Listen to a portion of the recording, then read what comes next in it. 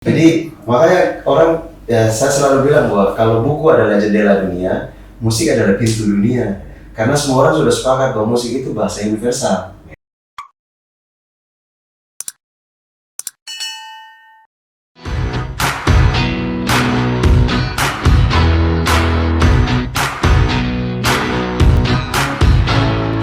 Kita Indonesia merah putih sama. Ini rumah kita bikin nyaman saja. Ini Indonesia tumpah darah kita. Merah putih sama bikin senang saja. Warga Indonesia, lanjut lagi kita bincang-bincang dengan Stephen and the Coconut Trees dan Conrad. Tadi udah kita bicara soal musik dan industri. Kesimpulan kita bagaimana supaya ideologi dan market atau pasar ini bisa jalan. Dan itu butuh, kalau udah ketemu tapi nggak ada yang menyampaikan atau yang menyampaikan juga salah, susah. Oleh itulah dibutuhkan kawan-kawan ini. Nah, artinya kan kawan-kawan ini jadi panutan, ya kan? Nah, tadi jadi disinggung tadi ini reggae itu kesannya drugs, mabok, segala macam, kan kira-kira gitu kan? Nah, punya pengalaman apa tentang itu? Misalnya, ini saya jelasin dulu. Saya kaget sama Stephen ini. Kemarin saya waktu ada acara Indonesia Care sama BPIP, saya sholat, saya lihat sholat dia. Coba bayangkan kalau Indonesia ada reggae, rambutnya banyak, sholatnya rajin. Tadi saya solusi kok ikut sholat juga gitu. Nah, maksudnya begini, ya saya yakin Conrad juga begitu, sesuai dengan keyakinan agamanya kan gitu. Iya. Jadi artinya kan itu yang harus dijaga sama. Nah, gimana nih kawan-kawan merawat? Pasti kan lingkungan artis, musisi ini kan juga nggak semudah kalau kita itu tadi. Kadang-kadang orang bilang kan, wah, Heterogen. macam-macam. Gimana tuh penjaganya? Dan punya pengalaman kayak apa? Gitu.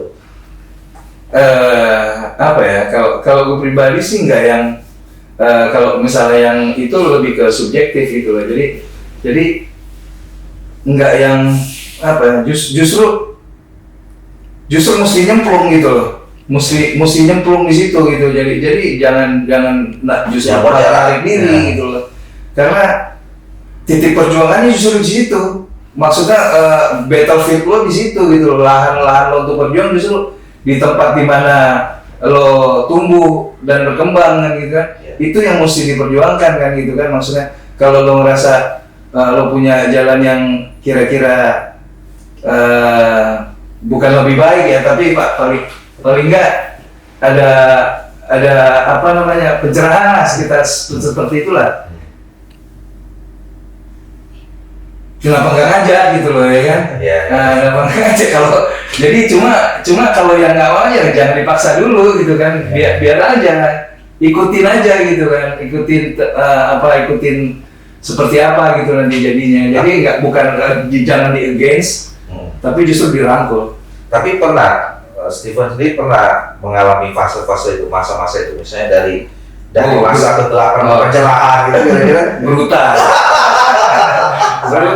Ibaratnya kalau gelap itu udah nggak gitu ya, udah pekat dia ya kan. Bahkan saat itu mungkin akan bingung, ada nggak titik terangnya gitu kan?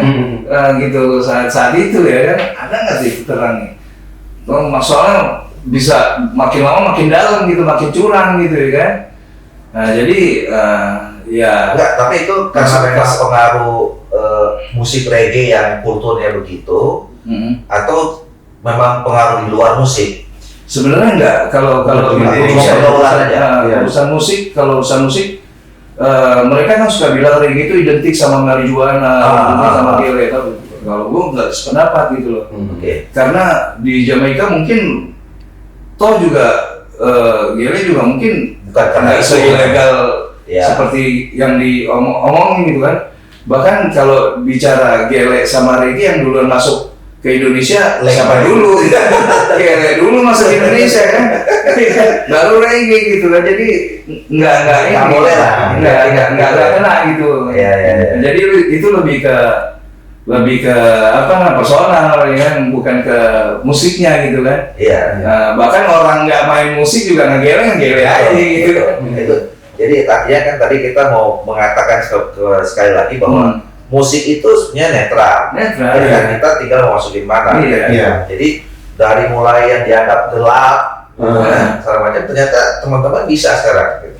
Dan ngomongnya dari musik juga. Makanya Dari musik juga. punya pengalaman seperti apa? Ya kurang lebih sama ya, bahwa kita tuh hidup Brutal. ya abang tuh mungkin pernah ya, tapi setiap orang tuh pasti pasti punya keinginan dalam diri untuk jadi lebih baik setiap hari gitu. Dulu kan sebelum kenal reggae sudah menikmati beberapa jenis musik untuk rock dan metal sebagainya, dan ada era di mana musik itu berjalan beriringan dengan promosi dan juga poster-poster. Dulu poster-poster belum ada video-video yang saya nikmati, kita tuh disajikan sama poster sama cover-cover kaset yang notabene itu ada alkoholnya. Contoh kita nonton tuh posternya Guns N' Roses dulu, pasti ada botol minuman segala macam. Ternyata setelah saya kulik, setelah saya paham, baca lirik per lagunya, dia jarang mau sekali ngomongin soal harus mabok, harus berantem. Tetapi karena campaign dari industri, karena sesuatu yang sifatnya bertentangan sama norma, itu ternyata lebih banyak disukai anak muda. Itu masa di mana anak muda rebel soalnya. Jadi dulu tuh jarum suntik masih ketancap, itu kan, terus yang kayak proses punya nongkrong itu dia lagi begini gitu. Terus itu sebenarnya itu propaganda supaya lebih laku dan lebih dibicarakan di kelompok-kelompok anak muda. Karena ada jenis kelompok yang kiri, kelompok kanan kan, yang benar sama yang ini. Tetapi media itu label-label di luar dan di Indonesia juga pernah. Kita tuh setiap zaman dulu suka sama artisnya berarti beli posternya kan. Iya. Nah di poster-poster itu cenderung foto-foto yang cenderungnya bertentangan. Nah ternyata kehidupan hari-hari artis yang kita suka itu, mereka olahraga, mereka hidup teratur, sehingga mejanya masih umur panjang seperti yang sampai hari ini. Nah setelah saya pelajarin semua, ya tadi itu namanya literasi kan juga, kita baca semua. Ternyata itu strategi marketing aja, supaya lagunya disukai banyak orang. Nggak menggambarkan sosok sebetulnya seperti itu sebetulnya ya. Benar. Akhirnya memang ada beberapa artis juga yang memang kayak Nirvana yang memang dia bunuh diri karena dia ya inilah. Tapi sebagai seorang musisi atau penyanyi, akhirnya saya berpikir kalau saya ngikutin dia mabok, nanti lagu saya baru jalan berapa, saya udah tewas duluan. Sementara dia lagunya udah banyak dan kerjanya olahraga. Iya. Jadi memang itu ada masa kelam tadi yang saya bilang. Di reggae juga gitu, foto Bob Marley lagi begini, yang ngegele gini. Tetapi di lirik-liriknya Marley dia ngajarin tentang sosial, bagaimana cinta lingkungan, cinta negaranya, cinta sesama manusia. Dia nggak ngomongin soal lu harus mabuk dulu baru begini. Nah kita tuh kemakan sama poster-poster itu. Nah jadi akhirnya ya kembali ke kita tadi, berhenti. Era poster kan udah nggak laku sekarang kan.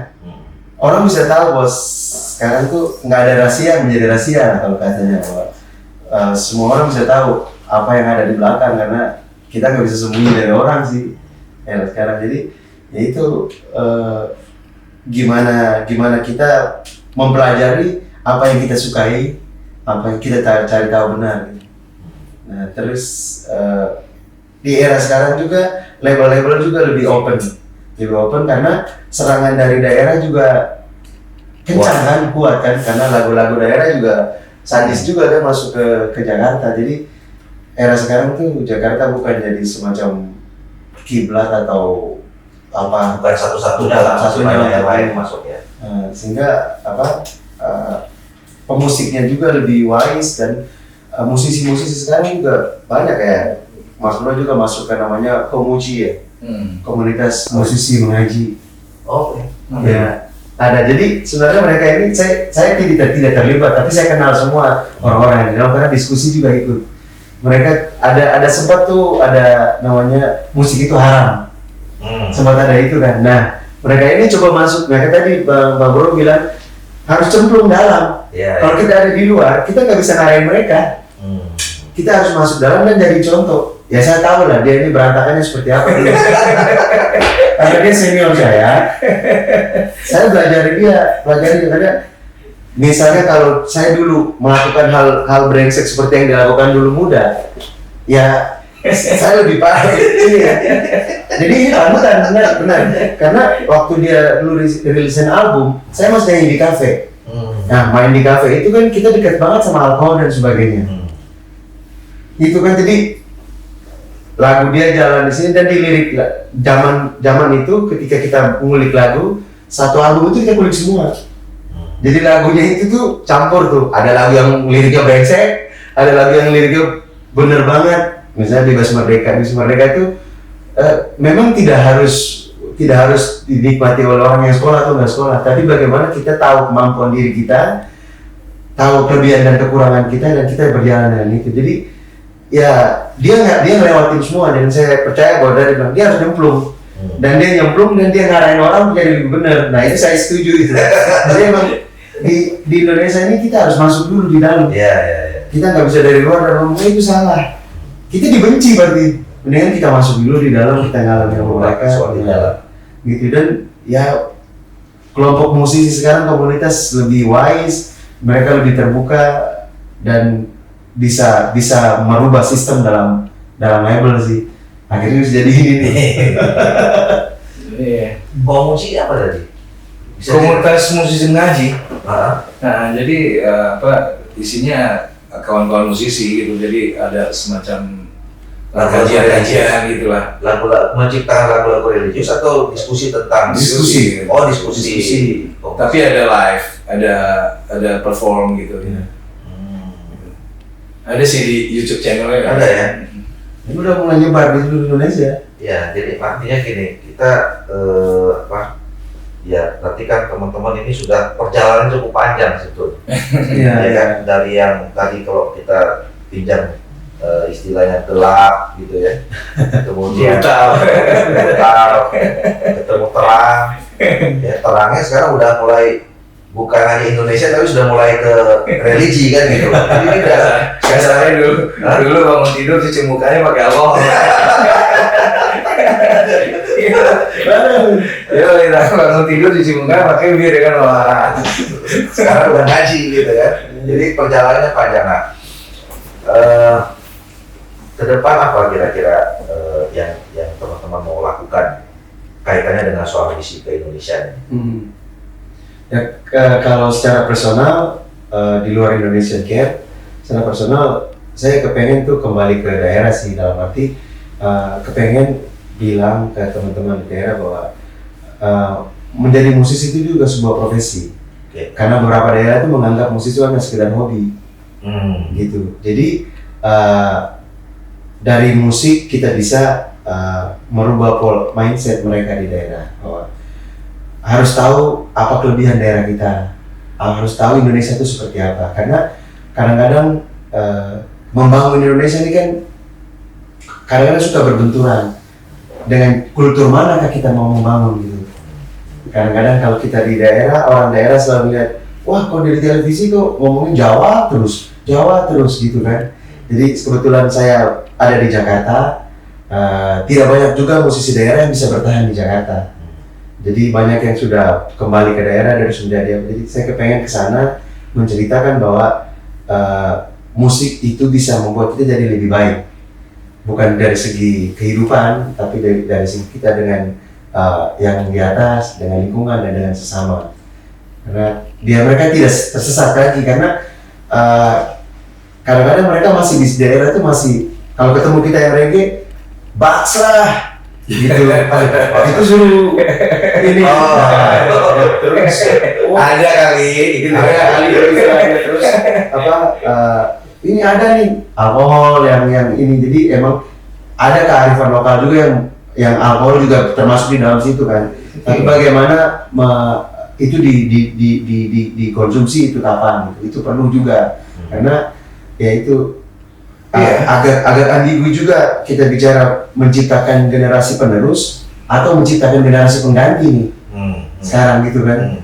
Dan itu harus mulai dari tempat terkecil gitu, tempat kita berasal. Saya nggak mungkin ngomong itu di Jakarta karena kompleks banget kalau di Jakarta.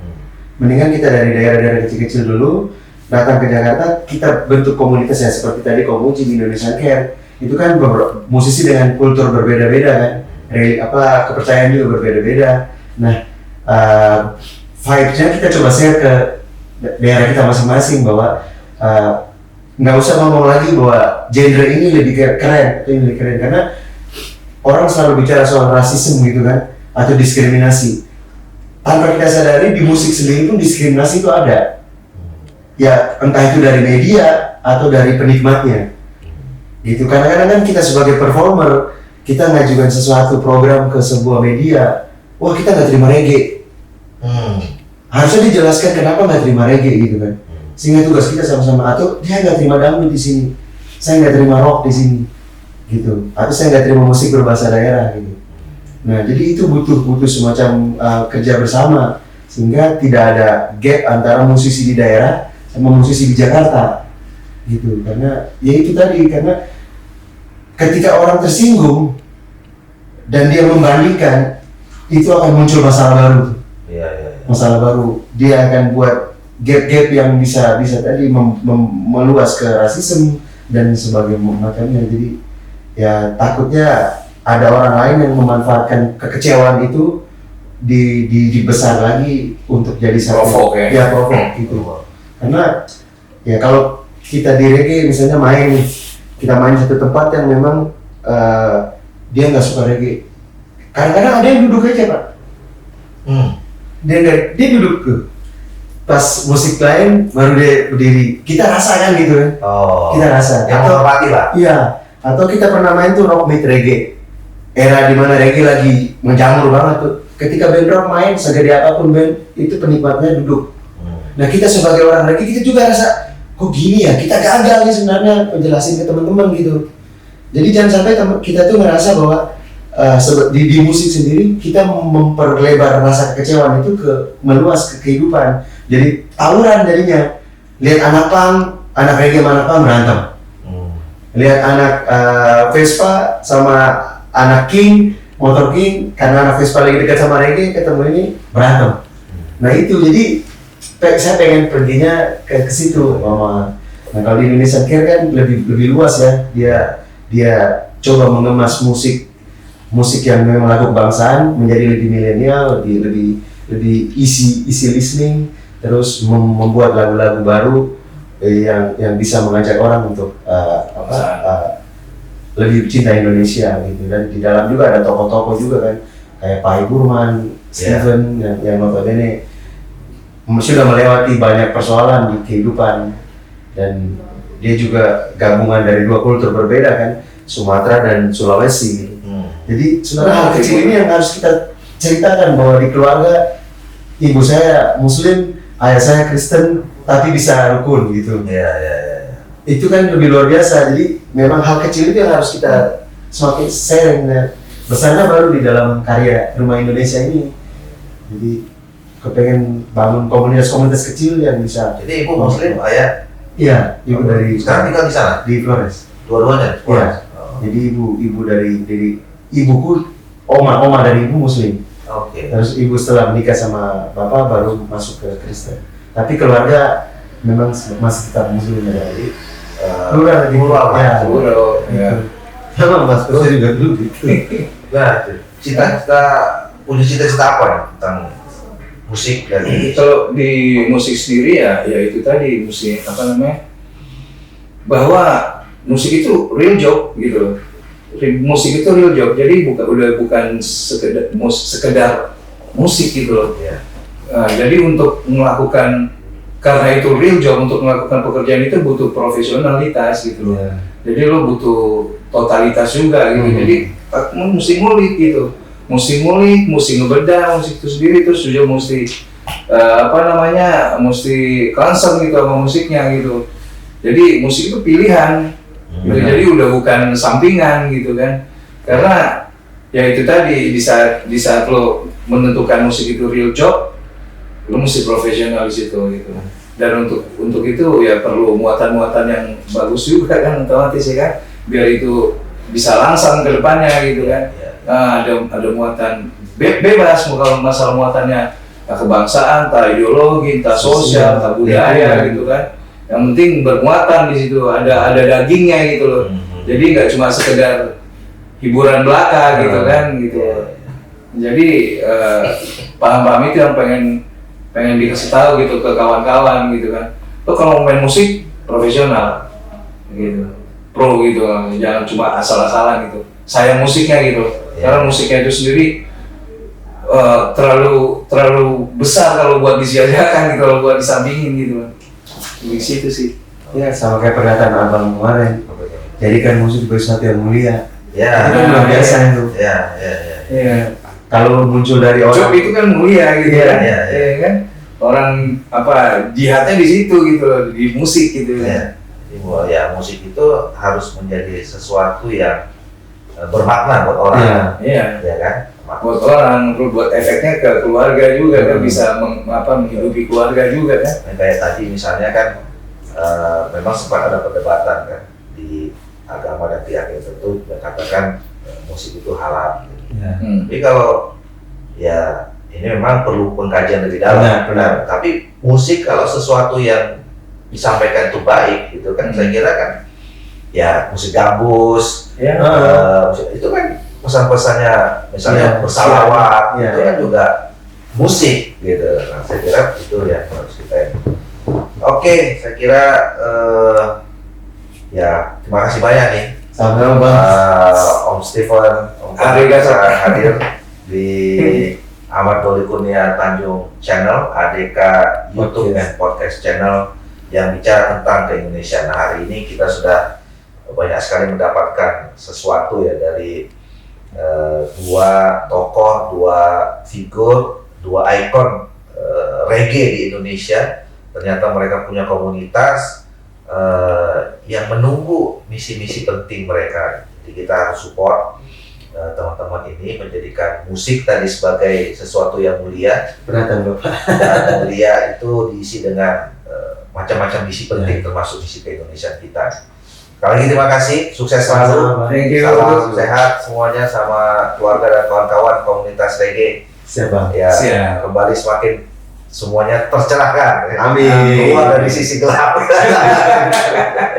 Baik, warga Indonesia dimanapun berada, saya kira bincang kita hari ini dengan Stephen, the Coconut Trees dan Conrad kita cukupkan. Selamat, sehat, salam sejahtera buat kita semua. Assalamualaikum warahmatullahi wabarakatuh. Assalamualaikum. Oke. Musik profesional. 22. Pro gitu. Jangan cuma asal-asalan gitu. Sayang musiknya gitu. Karena musiknya itu sendiri terlalu besar kalau buat disia-siakan gitu, kalau buat disambingin gitu. Di situ sih. Ya sama kayak pernyataan abang kemarin. Jadikan musik sebagai sesuatu yang mulia. Ya, Itu kan luar biasa itu. ya. Iya. Kalau muncul dari orang Job itu kan mulia gitu Iya, kan. iya. Iya kan. Orang jihadnya di situ gitu, di musik gitu kan. Ya, musik itu harus menjadi sesuatu yang bermakna buat orang, Iya. ya kan? Buat orang, buat efeknya ke keluarga juga kan, bisa menghidupi keluarga juga kan. Kayak tadi misalnya kan, memang sempat ada perdebatan kan di agama dan pihak tertentu yang katakan musik itu halal. Gitu. Tapi kalau ya ini memang perlu pengkajian lebih dalam. Benar. Tapi musik kalau sesuatu yang disampaikan itu baik, gitu kan? Saya kira kan, ya musik gambus, itu kan pesan-pesannya, misalnya bersalawat, itu kan juga musik, gitu. Nah, saya kira itu yang harus kita. Oke, saya kira ya terima kasih banyak nih. sama Bang. Om Stephen, Om Arigato. bisa hadir di Ahmad Doli Kurnia Tanjung Channel, ADK YouTube dan Podcast Channel yang bicara tentang ke-Indonesiaan. Nah, hari ini kita sudah banyak sekali mendapatkan sesuatu ya dari dua tokoh, dua figur, dua ikon reggae di Indonesia. Ternyata mereka punya komunitas yang menunggu misi-misi penting mereka. Jadi kita harus support teman-teman ini, menjadikan musik tadi sebagai sesuatu yang mulia. Penatan Bapak. Dan mulia itu diisi dengan macam-macam misi penting, termasuk misi ke-Indonesiaan kita. Sekali lagi terima kasih, sukses selalu. Thank you. Salam sehat semuanya sama keluarga dan kawan-kawan komunitas reggae. Siapa? Ya, Siap. kembali semakin semuanya tercerahkan. Amin. Keluar dari sisi gelap. Baik, warga Indonesia dimanapun berada, saya kira bincang kita hari ini dengan Stephen and Coconut Trees dan Conrad kita cukupkan. Selamat, sehat, salam sejahtera buat kita semua. Assalamualaikum warahmatullahi wabarakatuh. Assalamualaikum. Oke. Semuanya sama Bentar, Pak. komunitas reggae. Ya, Siap. kembali semakin semuanya tercerahkan. Amin. Keluar dari sisi gelap. Baik, warga Indonesia dimanapun berada, saya kira bincang kita hari ini dengan Stephen and Coconut Trees dan Conrad kita cukupkan. Selamat, sehat, salam sejahtera buat kita semua. Assalamualaikum warahmatullahi wabarakatuh. Assalamualaikum.